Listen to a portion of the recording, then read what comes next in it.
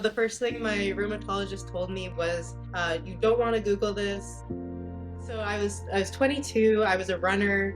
Running is something I've been doing all my life and I've really enjoyed. And then I was starting to have some issues where I was really short of breath. I wasn't even able to complete like a regular 5K. So I went to the doctor and I got diagnosed with asthma.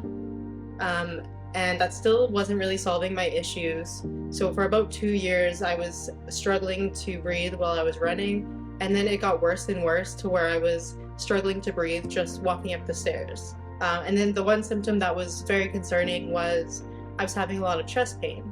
And I went to the hospital and I immediately got admitted to the cardiac ICU because doctors thought that it was probably a heart issue. So they did an echocardiogram on me and they got the test results back and they found that I actually had severe heart failure.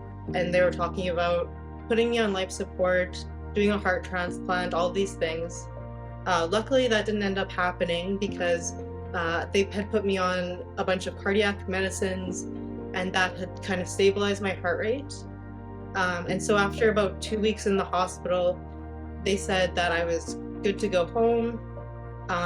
But I still just wasn't feeling quite right.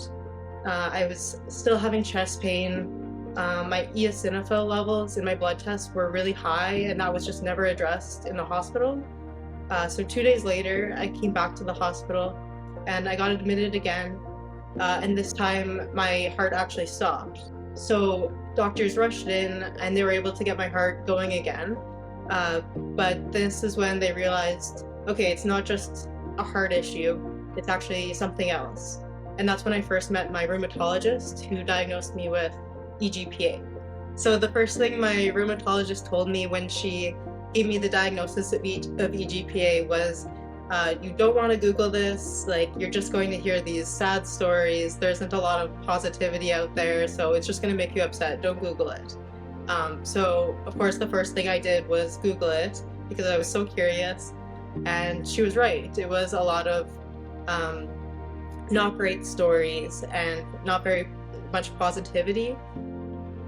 The Vasculitis Foundation has been a super important resource for me because it's one of the places that has the most reliable information, constantly interviewing experts and bringing patient stories to their pages.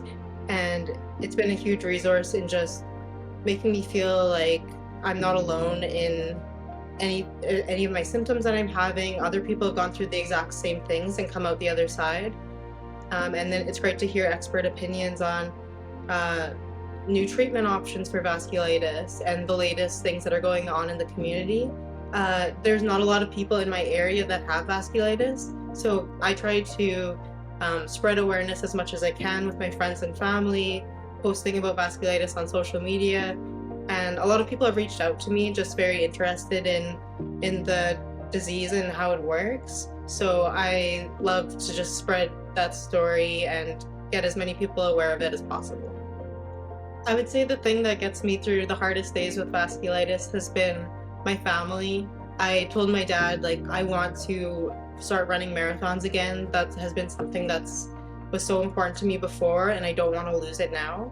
And so my parents were kind of worried about me running again so soon after what had just happened with the hospital.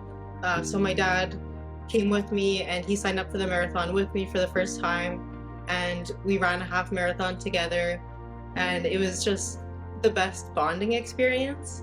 And I don't know if that would have happened if I wasn't diagnosed. So in a way, it really brought our family closer together.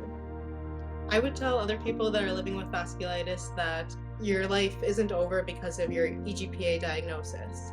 There's still so much more you can achieve, and you still can have a very positive outcome and a positive story despite that diagnosis.